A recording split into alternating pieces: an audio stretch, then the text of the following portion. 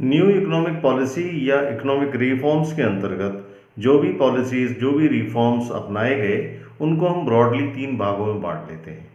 वो है privatisation, liberalisation and globalisation. आइए अब एक-एक करके इसको समझते हैं। सबसे पहले बात करते हैं लिबरलाइजेशन। जैसा कि वर्ड से ही पता चलता है कि हमें लिबरल होना है, यानी अपने उद्योग धंधों के प्रति, अर्थव्यवस्था के वेरियस सेक्टर्स के प्रति अपनी उदार नीति को अपनाना लिबरलाइजेशन कहलाता है। तो चलिए एक एक करके हम इसका वर्णन करते हैं। परिभाषा तो मैंने आपको दे दी। उसके बाद सबसे पहली बात आती है डीरेगुलाइजेशन ऑफ इंडस्ट्रियल सेक्टर, यानी भारत में जो इंडस्ट्रीज थी उसके ऊपर बहुत सारे लाइसेंस, कोटा, परमिट्स वगैरह की पद्धतियां लगी हुई थी। इसके अतिरिक्त हमारे पास एक स्मॉल स्केल सेक्टर था जिसमें जो प्रोडक्शन होता था उनके प्रोडक्शन को खरीदना सरकारी संस्थानों के लिए ज़रूरी था, यानी वो रिजर्व कैटेगरी में आते थे। तो इस प्रकार के सारे रिस्ट्रिक्शंस हटा दिए गए, या उसके अलावा जितने भी उसके ऊपर लाइसेंस, कोटा वगैरह, परमिट की जो बाध्यताएं थी वो सारी की सारी ख़त्म कर दी गई। सिर्फ जो कुछ ऐसे 5-6 उद्योग थे जो खतरनाक प्रवृत्ति के थे, जैसे वेपन्स हो गए, अल्कोहल हो गया, इन सब के ऊपर गवर्नमेंट का कंट्रोल रहा। बाकी सबके ऊपर से जो इन्होंने लाइसेंस, कोटा वगैरह की पद्धति थी, पॉलिसी थी, वो हटा दी उन्होंने। तो इसको पहला पॉइंट आप समझ लीजिए कि लिबरलाइजेशन के अंतर्गत क्या हुआ। दूसरा है जो हमारा शेयर मार्केट्स थे उनको इन्होंने ज़्यादा लिबरल किया, यानी अब वो ज़्यादा ब्रॉडली काम कर सकते थे, उनको ज़्यादा पावर्स दी गई। वो कोई भी व्यक्ति अपना उद्योग धंधा चलाने के लिए शेयर मार्केट से पैसा कलेक्ट कर सकता था, यानी अपने शेयर्स जारी कर सकता था। उसके रिस्ट्रिक्शंस भी ख़त्म हो गए। शेयर मार्केट को फॉरेन से जोड़ दिया गया, यानी फॉरेन का व्यक्ति भी FII या FDI के माध्यम से सीधे सीधे हमारी अर्थव्यवस्था में निवेश कर सकता था, शेयर खरीद सकता था। इसी तरीके से हम लोग भी विदेश की अर्थव्यवस्था के शेयर खरीद सकते थे।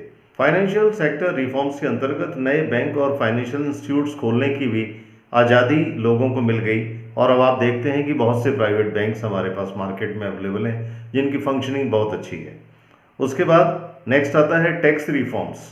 टैक्स रिफॉर्म्स में आपको बता दें कि हमारे पास जो डायरेक्ट टैक्सेस थे, यानी इनकम टैक्स वगैरह, उनकी रेट बहुत ऊंची थी और कलेक्शन का मात्रा बहुत कम थी।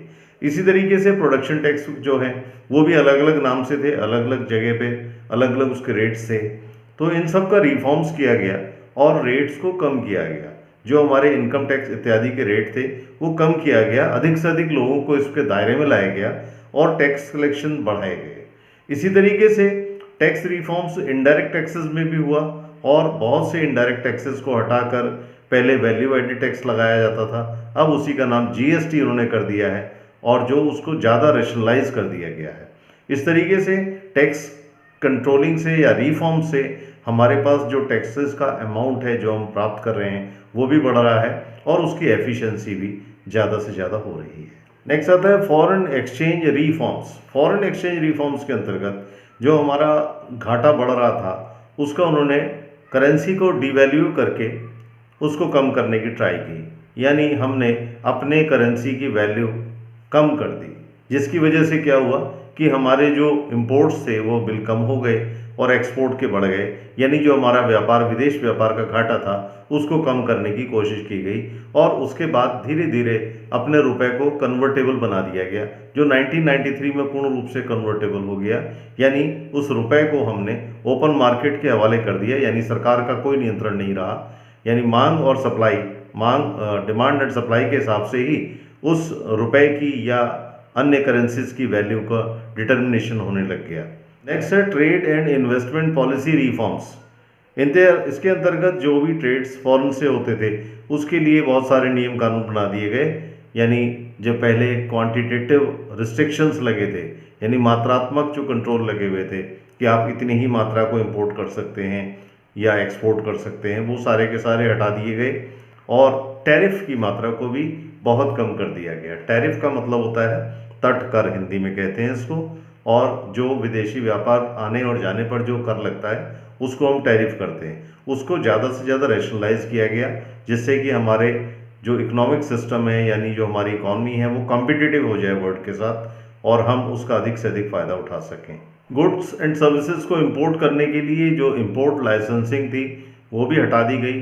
सिर्फ जो इन्वायरमेंट सेंसिटिव चीज़ें थी या डेंजरस चीज़ें थी उनके ऊपर इंपोर्ट लाइसेंसिंग रही, बाकी सब के ऊपर से हटा दी गई। और एक्सपोर्ट के ऊपर जो भी कर लगते थे वो हटा दिए गए, जिससे कि हमारी जो चीज़ें हैं वो मार्केट में ज़्यादा कम्पिटिटिव हो जाएं और हम ज़्यादा से ज़्यादा एक्सपोर्ट कर सकें। तो ये था लिबरलाइजेशन। और उसके बाद अब हम बात करेंगे प्राइवेटाइजेशन की। प्राइवेटाइजेशन का मतलब है जो गवर्नमेंट की ओनरशिप थी या मैनेजमेंट था इंडस्ट्रीज़ के ऊपर या किसी भी उद्योग के ऊपर, उन सब से गवर्नमेंट को विड्रॉ करना। इसके लिए दो चीज़ें थी। सबसे पहला तो गवर्नमेंट को उन सब चीज़ों से बचना चाहिए, यानी विड्रॉ करना चाहिए अपने आप को, उनमें पार्टिसिपेट नहीं करना चाहिए। और दूसरी चीज़ ये थी कि outright sale of this type of institutions, इस प्रकार की संस्थाओं को शेयर मार्केट के माध्यम से पब्लिक को दे देना चाहिए और अपने आप को उससे विड्रॉ कर लेना चाहिए। यानी सब चीज़ प्राइवेट लोगों के हाथ में होनी चाहिए, जो सेंसिटिव चीज़ें हैं उनको छोड़कर। तो इस प्रक्रिया को कहते हैं प्राइवेटाइजेशन। और इसमें एक वर्ड आता है डिसइन्वेस्टमेंट। डिसइन्वेस्टमेंट मतलब इन्वेस्टमेंट का उल्टा, यानी जो आपने पहले इन्वेस्टमेंट की है, खासतौर से गवर्नमेंट की बात हो रही है, तो गवर्नमेंट ने जो इन्वेस्टमेंट की हुई है उसको विड्रॉ करना, यानी अब उन उद्योग धंधों को या उस वेंचर को पब्लिक के हाथ में, शेयर मार्केट के हाथ से बेच देना, जिससे वो जो उसका मैनेजमेंट है और जो ओनरशिप है वो पब्लिक की हो जाती है और उससे जो सेल से पैसा मिलता है वो गवर्नमेंट का रिसिप्ट हो जाता है, यानी प्राप्तियां हो जाती हैं। तो इस तरीके से गवर्नमेंट की रिस्पॉन्सिबिलिटी भी खत्म हो जाती है, साथ ही साथ गवर्नमेंट को उससे आमदनी भी मिल जाती है जिसे वो अपने अन्य खर्चों में उपयोग कर सकते हैं। तो ये हो गया आपका प्राइवेटाइजेशन।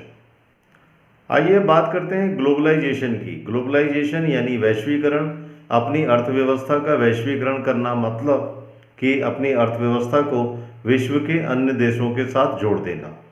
पहले द्विपक्षीय व्यापार होते थे, यानी यूनिलेटरल ट्रांजैक्शंस होती थी, एक देश से हमारा लेन देन होता था।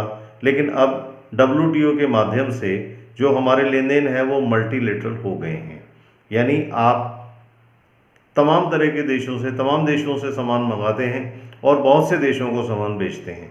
हर एक की अलग अलग करेंसी होती है, उसका अलग अलग एक्सचेंज रेट होता है। आज सभी प्रकार के लेन देनों के खाते WTO के माध्यम से कई बैंकों के पास होते हैं और WTO के पास स्वयं होते हैं, यानी वर्ल्ड ट्रेड ऑर्गेनाइजेशन के पास। इसके माध्यम से सभी प्रकार के जो बहुपक्षीय लेन देन हैं उनका भुगतान कर दिया जाता है और विदेशी व्यापार इससे सुगम हो गया है। भारत बहुत पहले से ही इस व्यवस्था का सदस्य है और इसका लाभ उठा रहा है। और अब इसको, क्योंकि ग्लोबलाइजेशन लागू हो चुका है, इसको बहुत ज़्यादा व्यापक बनाया गया है। तो ये तीनों हेडिंग्स थे जिसका हमने डिस्कस किया। Thank you very much for being with me and watching this video.